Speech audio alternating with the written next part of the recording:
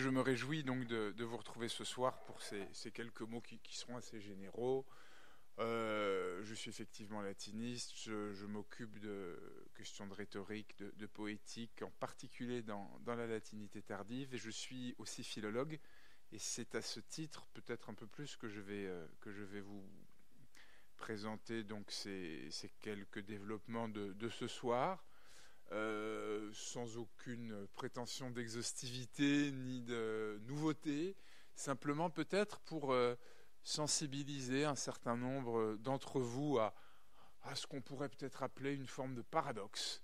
On pourrait partir de cette idée, le paradoxe selon lequel presque tous parmi vous savent un peu de latin, connaissent du latin, ont fait du latin.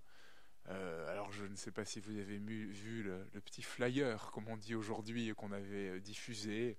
J'avais cité 2 ou 3 passages très célèbres. Gallia est omnisti visa in partes tres. Bon, vous n'aurez pas manqué de reconnaître le début de la guerre des Gaules de César, O tempora o mores.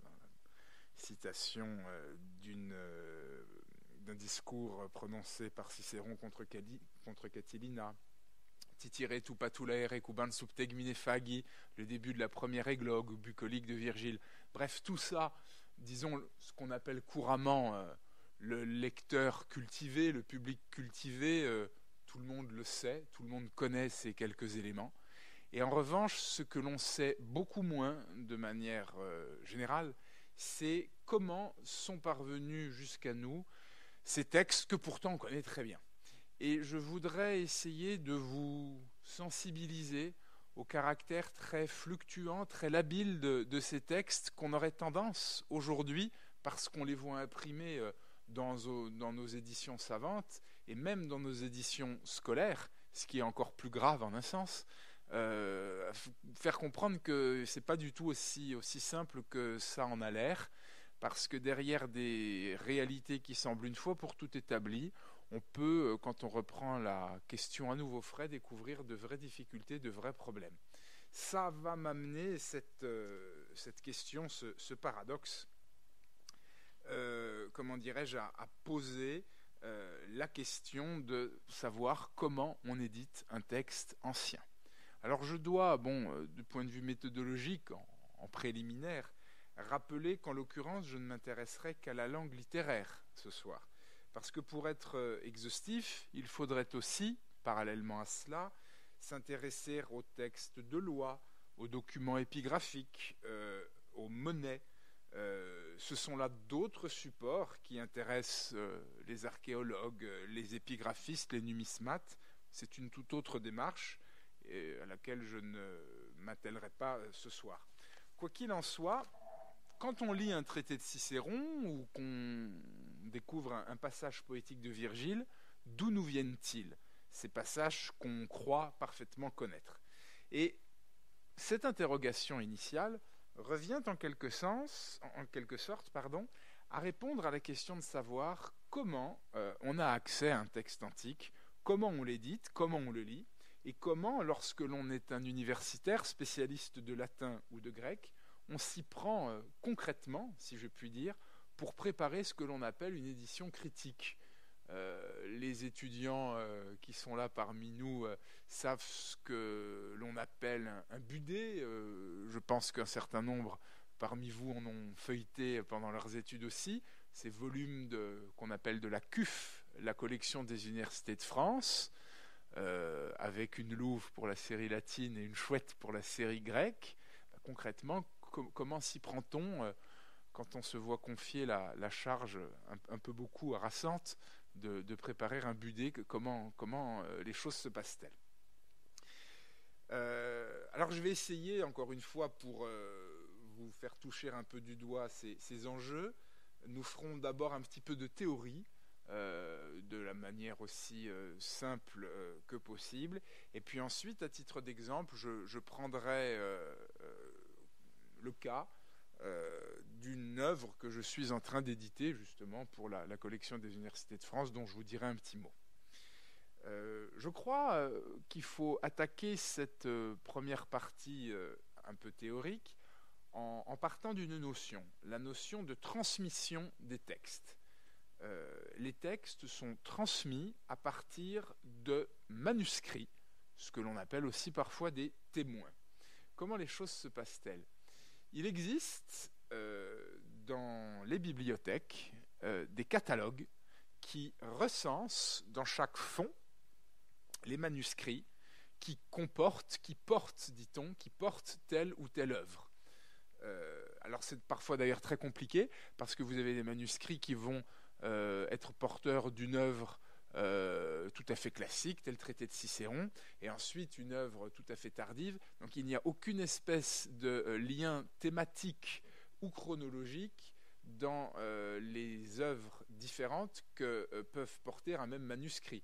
C'est tout à fait le hasard des choses de la tradition manuscrite qui préside à cette affaire, d'où l'importance d'un catalogage exhaustif.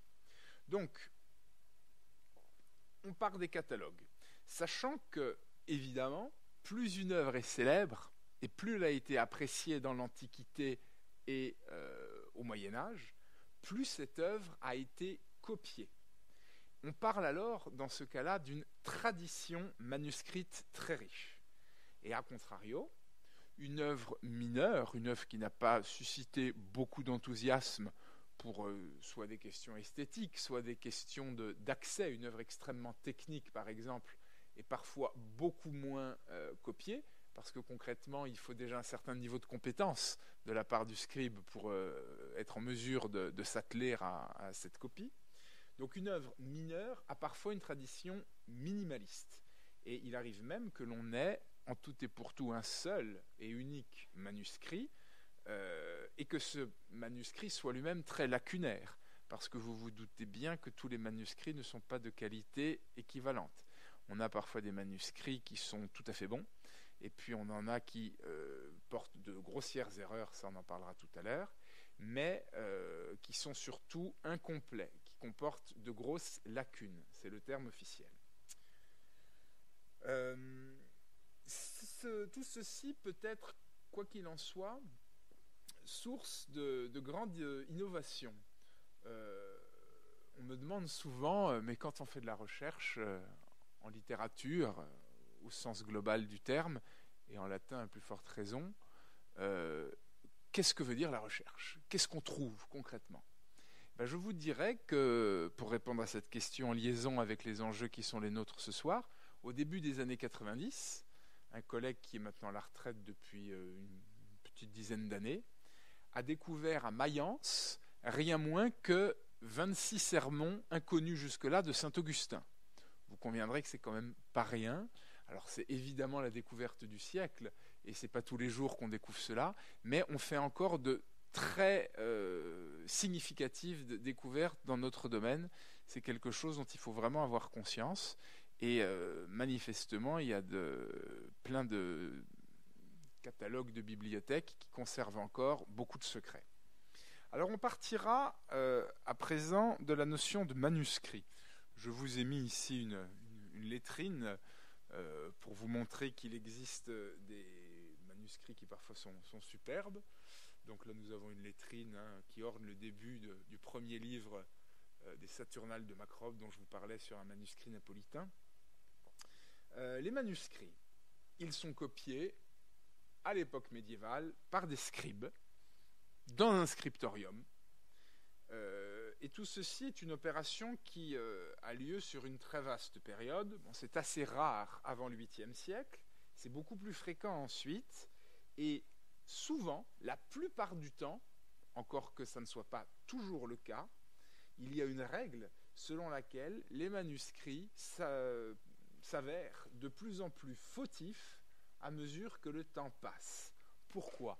Parce qu'un manuscrit du XVe siècle, qui copie lui-même plusieurs manuscrits du XIVe siècle, qui copie eux-mêmes plusieurs manuscrits du XIIIe, qui copient eux-mêmes, etc., ajoute faute aux fautes de génération en génération.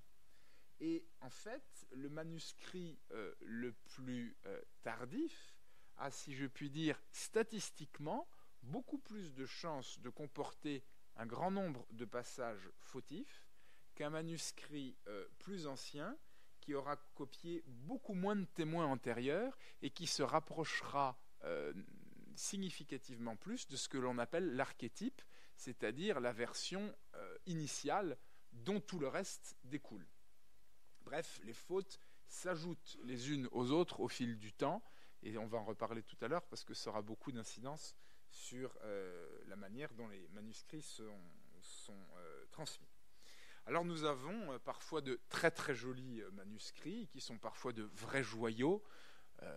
Vous avez, j'en suis certain, déjà vu de nombreuses reproductions de manuscrits absolument splendides, avec des couleurs somptueuses, donc quelque chose d'extrêmement riche.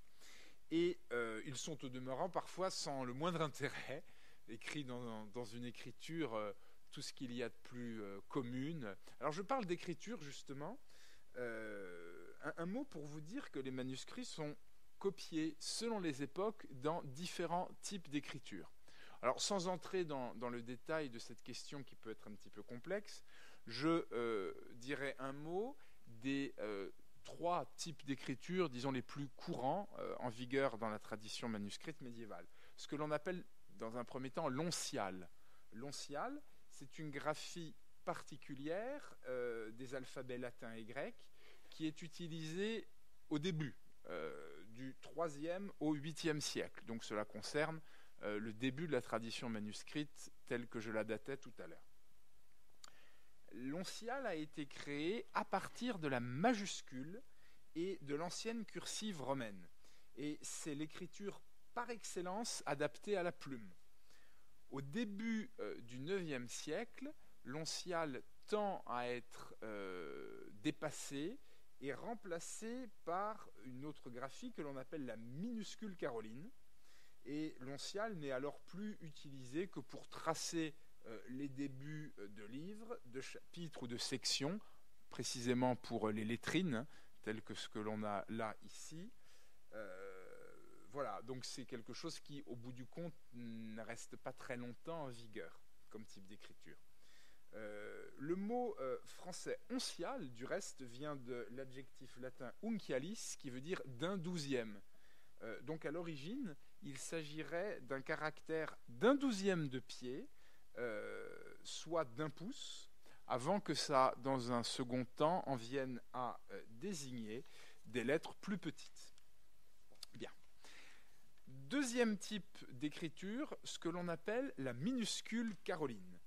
Et c'est une écriture qui est apparue au 8e siècle, sous l'impulsion de Charlemagne, d'où son nom de Caroline, dans l'école palatine qui était tenue par Alcuin, qui était un très très illustre savant. Et cette minuscule caroline s'est ensuite diffusée dans tout l'Empire.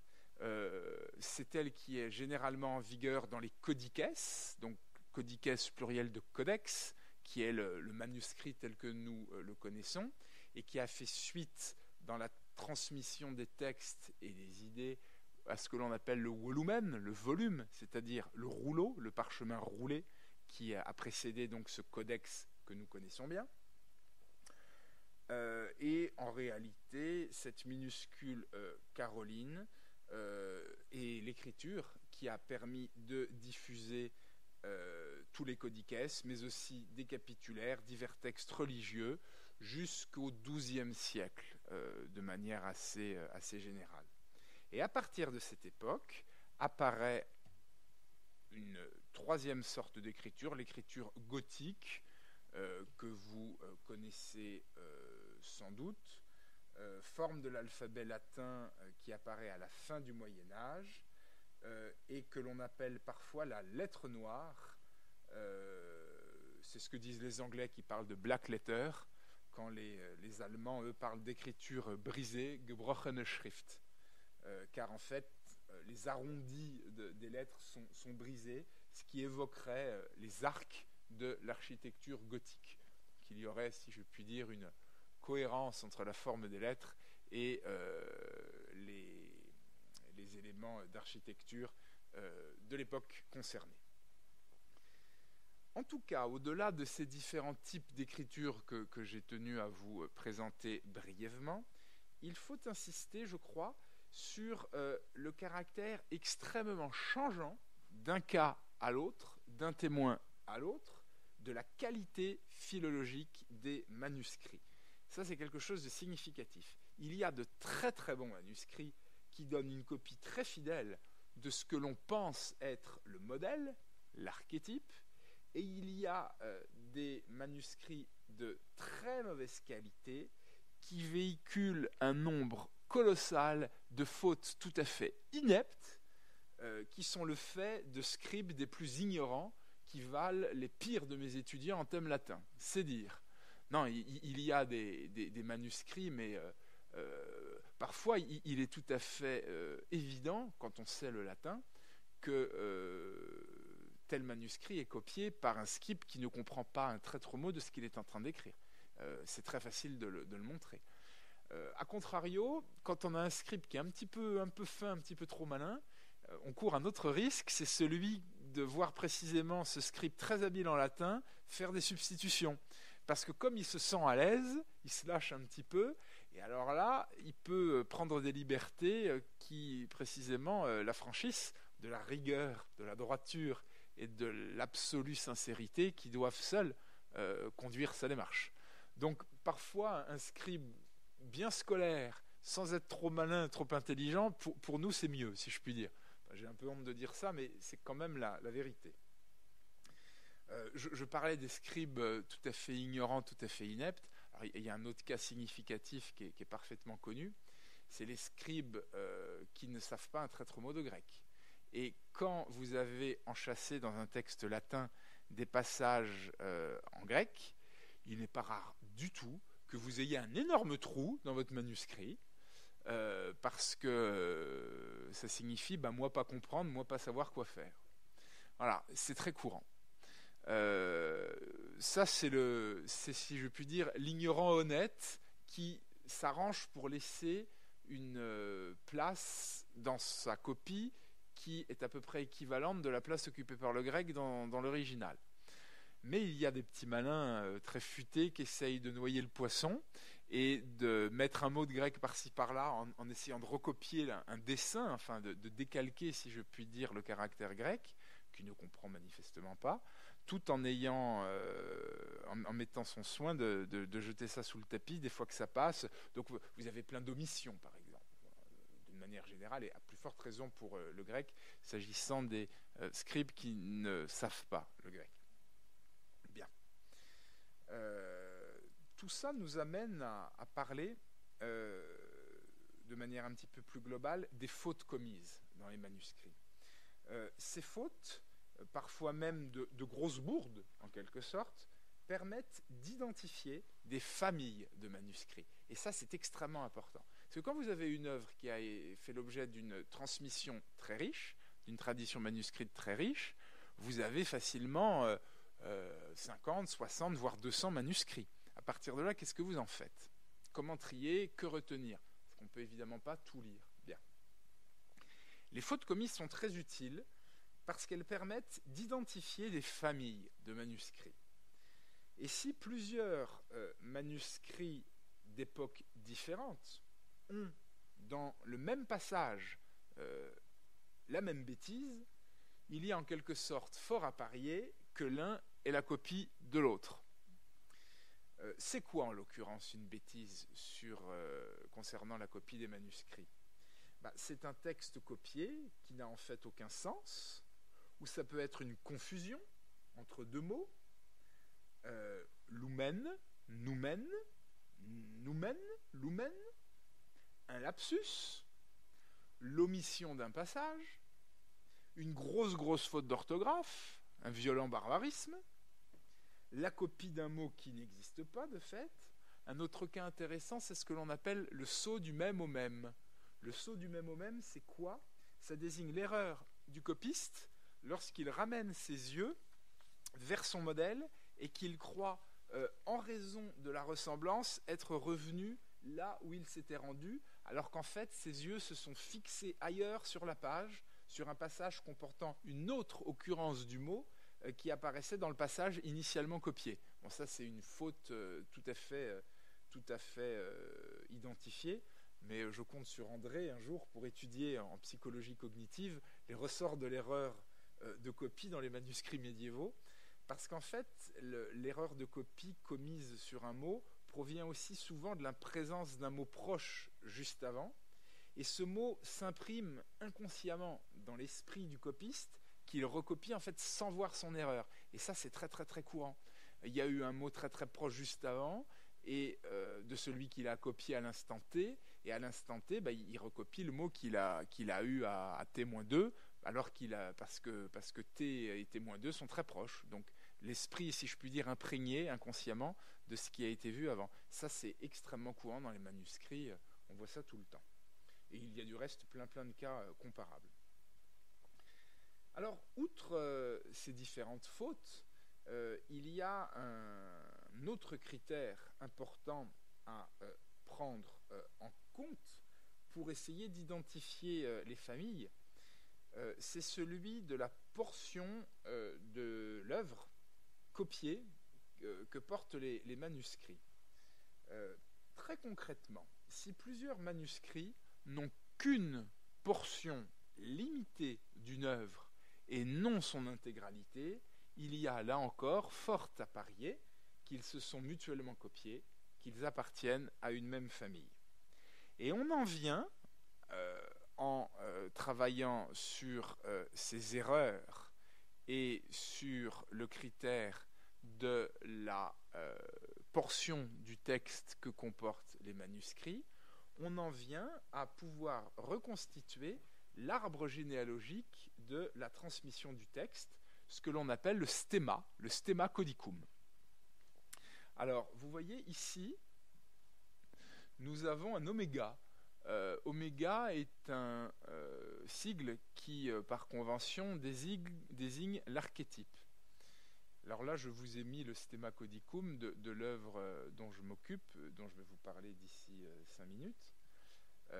Donc les Saturnales de Macrobe, une œuvre, un dialogue néoplatonicien du 5e siècle après Jésus-Christ, je vais vous le présenter tout de suite.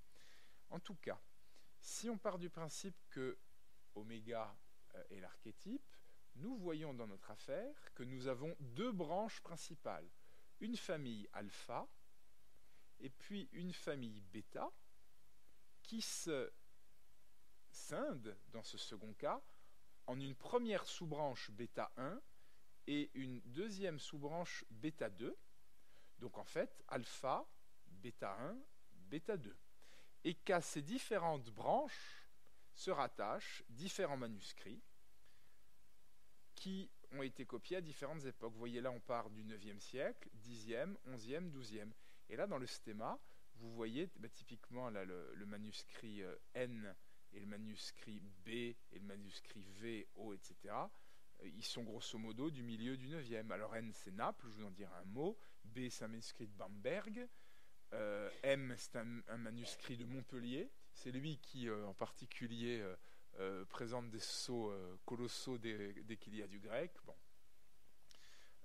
G, c'est un manuscrit de Strasbourg, qui m'a coûté la peau des fesses. Ça, c'est... mais grâce au support, au soutien financier de l'université, nous avons pu en récupérer une bonne copie. Ça, c'est un manuscrit de Paris. Bon, vous voyez, plus tardif, mais je vous présenterai ça dans un instant.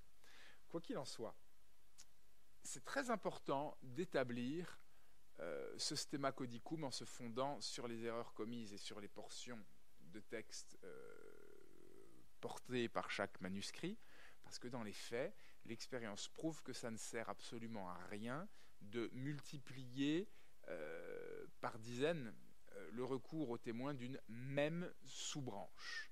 Pourquoi ? Parce qu'ils vont recopier les mêmes erreurs, etc.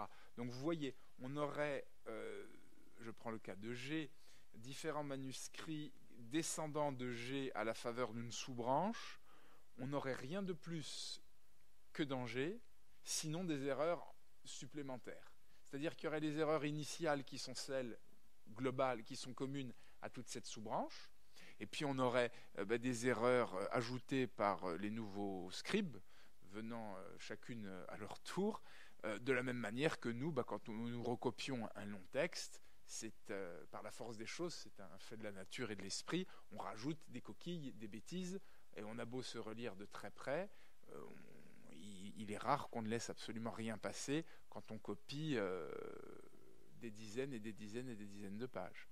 Voilà. Donc c'est très très utile de faire ce stemma codicum dans toute démarche philologique. C'est absolument nécessaire. Alors ensuite, une fois qu'on a établi ce stemma, il y a un gros travail à faire, qui est un travail de bénédictin, pour lequel il faut être extrêmement patient. C'est ce que l'on appelle la collation des manuscrits. La collation, qui vient du latin confero, qui veut dire à la fois comparer et reporter. Collationner les manuscrits, c'est quoi? Ça veut dire que pour tous les passages problématiques d'un texte, tous les endroits qui sont, si je puis dire, instables, labiles, fluctuants, où tous les manuscrits ne sont pas d'accord, sachant qu'on fait la liste de tous ces passages fluctuants, que l'on appelle des unités critiques, eh bien pour toutes ces unités, pour tous ces lieux variants, on fait des unités critiques et on fait la recension de toutes les variantes d'un manuscrit à l'autre, en fonction de ce que l'on a retenu. Alors, on décide, une fois qu'on a établi son stemma, de retenir comme témoin tel ou tel manuscrit, entre 5 et 15 manuscrits, et puis ensuite on fait la liste très concrète de tous ces lieux variants, et pour tous ces lieux variants, on va voir ce que dit le manuscrit A, ce que va voir le manuscrit B, ce que dit C, ce que dit G, etc. Et on en vient, en faisant ceci, à constituer ce que l'on appelle un apparat critique. Un apparat critique qui permet de rendre compte de manière exhaustive de toutes les leçons portées par les manuscrits. Et l'éditeur, une fois qu'il a lui-même vu tout ce que les manuscrits portent, tranche de manière fondée en faveur d'une leçon ou d'une autre. Non mais là, typiquement, le manuscrit P qui a lumen, ça n'a aucun sens. C'est évidemment ce que porte le manuscrit G, noumen, qui a du sens. Donc il faut arbitrer. Malheureusement, ce n'est pas toujours si facile que dans le cas obvi que je viens de prendre en compte, mais sur le principe, c'est l'idée.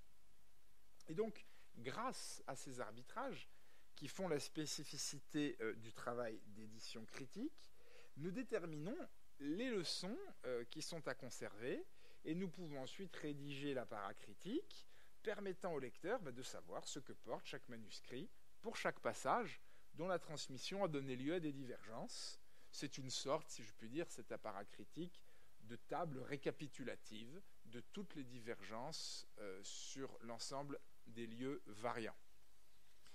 Alors, il faut vraiment insister sur l'importance de ce travail philologique extrêmement minutieux, car il doit permettre, idéalement, de se rapprocher au plus près du texte qui était originellement écrit par l'auteur, avant les nombreuses erreurs qui sont fatalement introduites par la tradition manuscrite.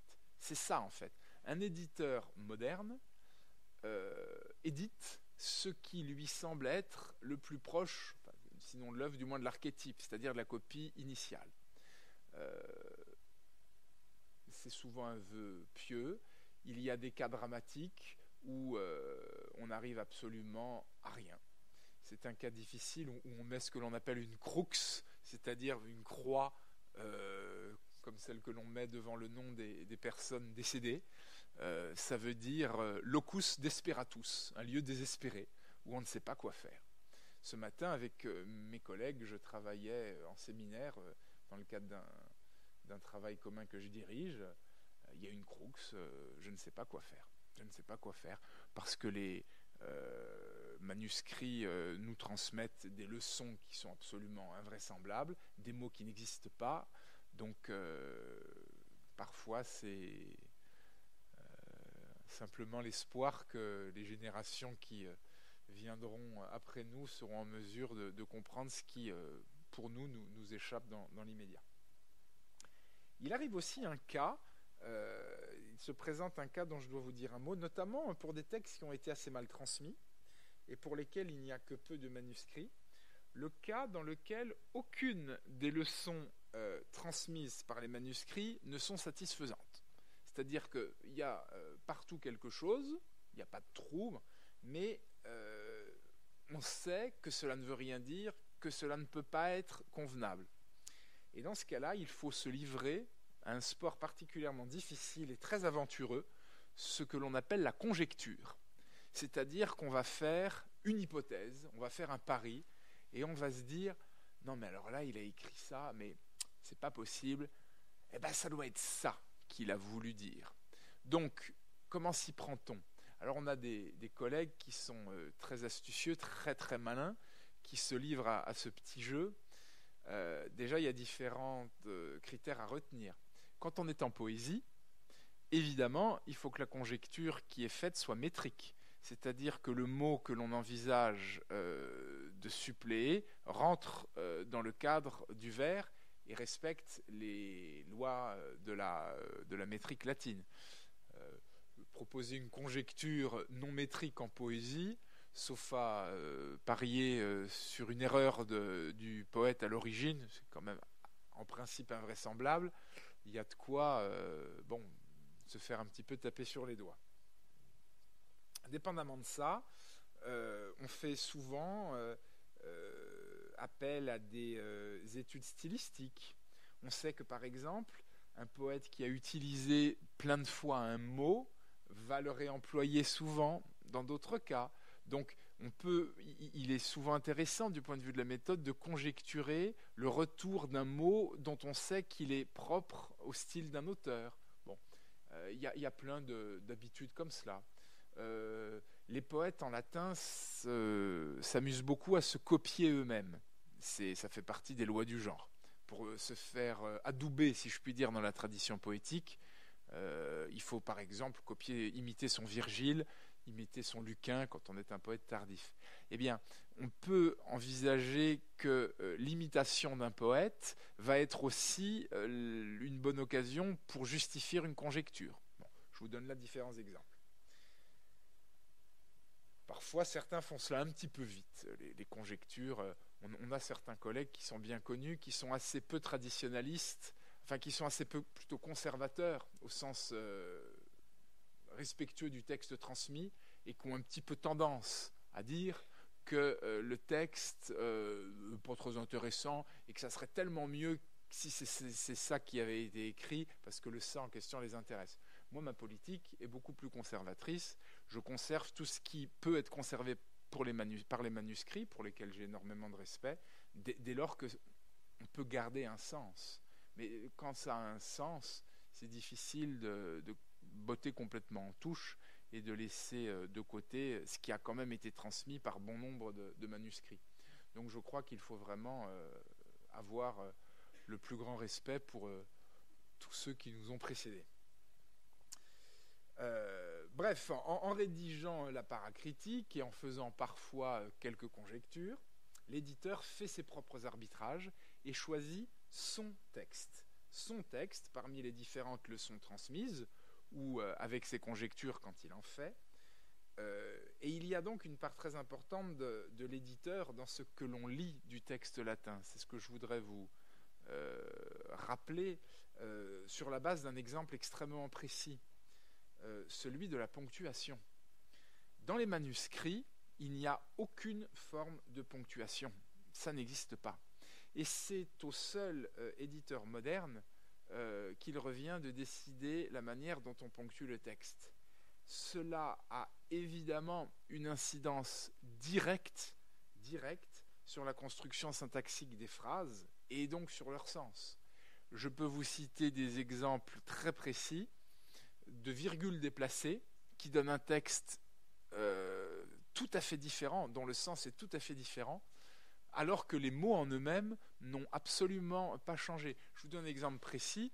Donc, dans le livre 2 de mes Saturnales, là, dont je vais maintenant vous parler pour de bon, il y a un mot qui est grammatiqué.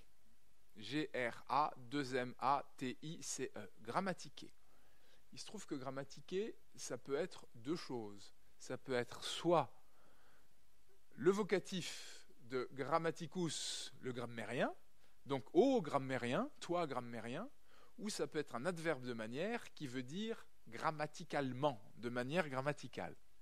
Et sur ce passage, la quasi-majorité, jusqu'à un Américain il y a 10 ans, des éditeurs et des traducteurs ont compris que le grammatiqué en question était l'adverbe de manière qui veut dire grammaticalement, dans une phrase compliquée où en réalité le sens n'est pas bien satisfaisant. Et puis l'auteur d'une édition américaine il y a 10 ans, que pas sans reproche du reste, mais qui sur ce point-là est parfaitement fine à mon avis, a proposé de voir dans le grammatiqué, encore une fois, qui s'écrit rigoureusement de la même manière, le vocatif de grammaticus, de mettre le grammatiqué en question entre deux virgules pour bien faire comprendre qu'il s'agit d'une adresse, d'une apostrophe. Et là, le texte prend un sens absolument limpide et tout s'éclaire, si je puis dire, d'un seul coup. Donc, sachant qu'on ne pouvait comprendre le grammatiqué en question comme un vocatif qu'avec la présence de virgules pour bien identifier l'apostrophe. Bien. Donc ça c'est quelque chose de tout à fait important parce que la ponctuation, c'est le sens même de la phrase. Alors pour terminer rapidement en 10 minutes, un mot de présentation de ces Saturnales de Macrobe. Alors, je vous ai mis une petite photo de Macrobe qui est mignon. Une petite photo qui provient une photo d'une reproduction d'une lettrine d'un manuscrit de Fulda, si j'ai bonne mémoire. Macrobe est un érudit néoplatonicien de religion païenne qui écrit entre 420 et 430 un banquet savant, donc c'est Saturnal, sur le modèle de Platon, banquet censé se tenir pendant la fête du mois de décembre en l'honneur de Saturne. Et ce dialogue se joue entre les représentants de la haute aristocratie sénatoriale, qui est païenne, qui croit donc dans le polythéisme traditionnel du panthéon gréco-romain, et non dans le christianisme, qui, à cette époque, est devenu religion officielle. Alors il y est question de très très nombreux sujets, de religion ancienne, de droit pontifical, d'histoire de l'époque républicaine. Il y est aussi question de théorie littéraire, de rhétorique, de poétique, d'exégèse virgilienne, de médecine, de digestion des saucisses et du tempérament des femmes. C'est dire si les sujets sont amples. Bref, pour résumer, une sorte d'encyclopédie portative des temps anciens, avec, au-delà de la diversité des sujets traités, peut-être un ferment d'unité malgré tout, la figure du poète Virgile, le grand poète de l'époque augustéenne, qui, dans cette œuvre tardive, est en permanence cité en exemple et en référence, et qui est sans doute à comprendre comme le dieu des païens dans cette œuvre tardive. Donc cette œuvre, au fond, on peut la comprendre, je crois, comme un inventaire définitif de la culture classique de la Rome éternelle, à une époque où l'Empire est devenu chrétien et où est interdit le polythéisme qui reste au cœur du monde dans lequel s'est construit Macrobe. Donc c'est une sorte de grand témoignage de la grandeur de la Rome éternelle au moment où ses fondements sont remis en cause compte tenu de l'évolution politique en raison de la religion. Alors la tradition manuscrite des Saturnales, pour en revenir à nos affaires, comment se présente-t-elle ? Eh bien, tous les manuscrits qui nous restent dérivent d'un ancêtre unique qui, pour 5 des 7 livres que comporte l'œuvre, comprend des lacunes considérables. Donc la première idée, c'est que la tradition manuscrite est tout à fait lacunaire. On estime de fait à près de 300 pages d'une édition moderne ces lacunes. Donc c'est absolument énorme. L'archétype était lui-même écrit en minuscules, probablement à la fin du 8e ou au début du 9e siècle de notre ère.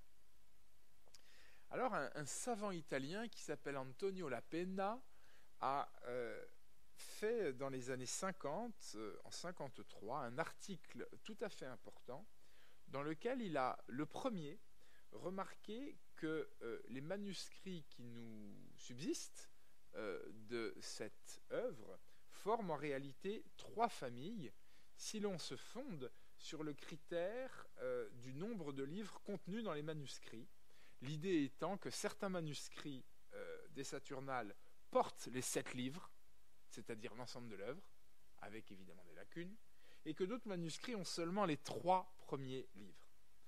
Mais la Penna a fait l'erreur de considérer que ces 3 familles représentaient, si je puis dire, chacune une tradition indépendante, alors qu'en fait, un Allemand qui s'appelle Willis, qui a fait une édition de l'œuvre à la fin des années 60, a montré, c'était mon stéma de tout à l'heure, qu'en réalité, il y a 2 vraies branches, la deuxième étant elle-même scindée en 2 sous-branches. Bien. Alors ça nous donne 3 familles. La famille alpha, qui sont en réalité les manuscrits comprenant l'ensemble des Saturnales.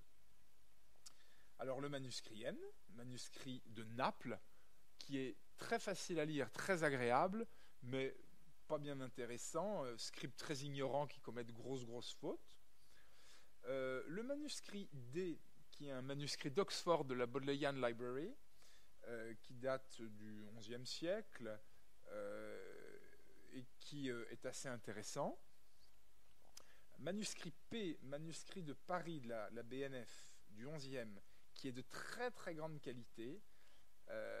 Et c'est un petit peu ce dont je vous parlais en commençant tout à l'heure. C'est un petit peu l'inverse du point de vue de la typologie des manuscrits, du manuscrit N. Le manuscrit N, je vous disais qu'il a été copié par un scribe tout ce qui est de plus ignorant, qui fait des fautes grossières. Le manuscrit P est de fort bonne qualité. A contrario, le scribe, qui est suffisamment bon pour éviter les grosses bourdes, est suffisamment bon aussi pour remplacer le texte original par des synonymes. Donc il a une forme de liberté accrue qui est sujette à caution dans une perspective de conservation de l'originel. Bien.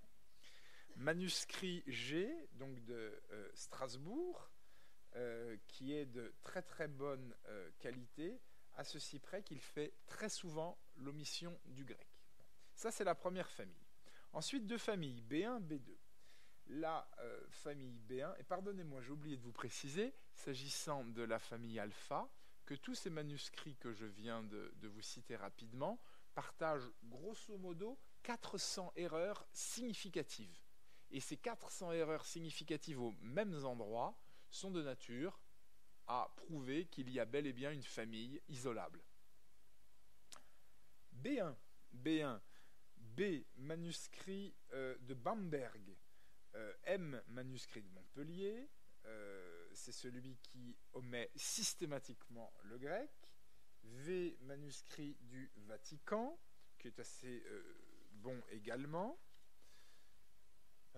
O et L, O, manuscrit de Londres, qui est assez important, L, manuscrit du Vatican aussi, qui est très intéressant parce qu'il comprend des annotations marginales. Tiens, je ne vous en ai pas parlé, je peux en dire un mot. Les annotations marginales ou les gloses marginales, ce que l'on appelle en latin des marginalia, ce sont des éléments qui sont notés dans la marge par le scribe. Alors parfois, quand vous avez, si je puis dire, différents sujets qui sont traités dans une même page, ça sert, ces gloses, si je puis dire, de marque-page. C'est-à-dire, il va être question de ça. Mettons, vous avez un développement sur Cicéron qui dure 5 pages, enfin 5 folios, puis ensuite vous passez à Virgile. Eh bien, vous allez avoir en marge Vergilius. Sous-entendu, là, on en vient à Virgile. Bon. Donc, ça peut servir de point de repère. Ça peut servir aussi, la marge, d'espace de correction. C'est-à-dire que vous avez une grosse bourde commise par le scribe dans sa copie, il s'en rend compte, il va mettre une petite croix ou une petite flèche ou un signe de renvoi et il va remettre dans la marge la version corrigée. Donc la marge, enfin les marges sont des espaces, tout ce qu'il y a de plus stratégique dans un manuscrit. Voilà pour cette famille B1 dont j'ai cité les témoins les plus significatifs qui comprennent, eux, un lot de 150 erreurs communes qui permet de les identifier en tant que famille. Et enfin, la famille B2, R, F, A, C, donc successivement manuscrits du Vatican, de Florence, de Cambridge, une première bibliothèque, donc la University Library, et pour C, Corpus Christi College, qui sont donc deux manuscrits anglais. Là, on a à nouveau 250 erreurs communes qui permettent d'identifier en tant que telle notre, famille. Voilà.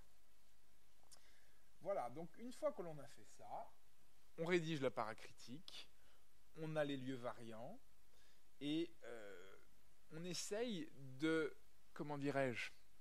donner au lecteur tous les éléments pour nous critiquer. C'est ça qui est à la fois très noble et très exigeant scientifiquement, c'est qu'on est censé, quand on fait le travail de la manière la plus honnête, être exhaustif.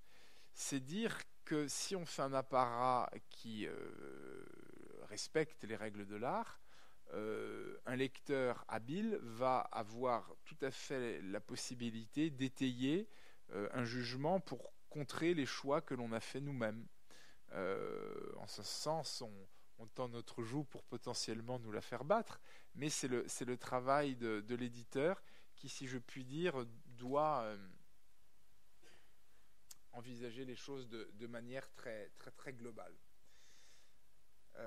En tout cas, il faut insister, pour terminer, sur le caractère extrêmement artisanal du travail d'édition.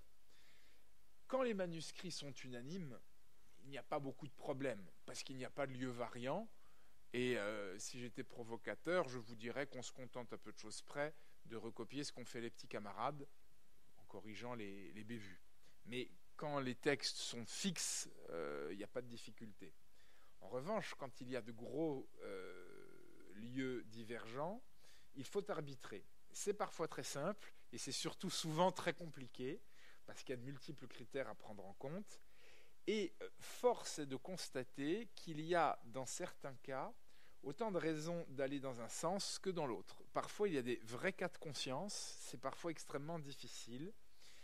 Et ce faisant, on influence considérablement l'ensemble de la tradition érudite.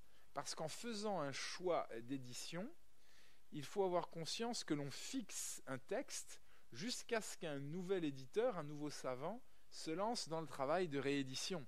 Donc on a une responsabilité vis-à-vis de la postérité, si je puis dire. Je donne des exemples. Il y a des poètes qui sont très très mal édités. Lucrèce, le Budé d'Ernoux, qui date de 26 pour la première édition, si j'ai bonne mémoire, c'était le tout premier de la CUF, est très mauvais. Properce, les élégies de Properce, donc poète augustéen, l'un des trois grands élégiaques avec Ovide et Tibulle, est extrêmement mal établi. La tradition manuscrite est tellement difficile, tellement sujette à caution, que dans les jurys de concours où je siège, je ne veux pas donner de Properce parce que j'ai toujours peur d'un recours de candidats ou de professeurs de candidats disant que le texte n'est pas bon. Enfin, Properce, il y a de gros problèmes. L'un des plus grands poètes épiques après Virgile, Lucain, est très très mal édité. Alors il y a actuellement un projet de réédition de Lucain, mais pareil, de grosses difficultés. Voilà. Avoir conscience que l'on fixe les choses pour au moins une génération, parce qu'on réédite quand même pas tous les poètes tous les jours. Alors mon Macrobe, dont je m'occupe, il a été édité donc à la fin des années 60 par Willis, dont je vous parlais. Le résultat n'était pas exceptionnel. Et puis il y a 10 ans, un Américain, Bob Caster, a fait une nouvelle édition parue à Oxford, un très gros travail anecdotique qui a permis de vrais progrès dans la connaissance de la diffusion de l'œuvre, dans en particulier l'établissement du stéma. Il a vraiment affiné ce qui avait été fait avant. En revanche, son apparat critique est tout ce qu'il y a de plus incohérent, pas du tout systématique, alors que l'apparat critique, c'est du codage, c'est mathématique, c'est scientifique. Il faut que ça soit très très carré, jusqu'à l'obsession, et le sien est très incohérent. Donc autant il nous a fait faire des progrès colossaux du point de vue de la connaissance de la transmission du texte, autant son appareil critique est à certains endroits difficile. Par ailleurs, cette édition américaine est assez peu conservatrice, elle a assez peu de respect pour les manuscrits, donc j'essaye, de mon point de vue, dans le travail que je mène, aussi bien à titre personnel que dans le cadre de thèses que je dirige dans le cadre de l'édition de cette œuvre, que dans le cadre aussi d'un séminaire commun où je travaille avec mes collègues de Besançon, d'être plus conservateur et aussi, quand les manuscrits ont un sens, et aussi plus précis dans l'établissement de cet appareil critique, parce qu'au fond, il faut avoir l'honnêteté de donner à ses lecteurs des éléments pour qu'ils étayent, s'ils le souhaitent, une autre interprétation, une autre lecture. Donc en conclusion, il faut savoir que quand on lit du latin, sauf pour les auteurs qui sont les plus et les mieux transmis, et encore, pour eux aussi, il faut savoir qu'il y a beaucoup plus de problèmes que l'on ne saurait croire, et Virgile, parfois, n'est pas du tout aussi stable que l'on pourrait le croire, sans parler de Lucrèce. Bref, quand on lit du latin, on lit presque autant le texte de l'éditeur moderne que le texte du poète ou du prosateur antique que l'on croit lire.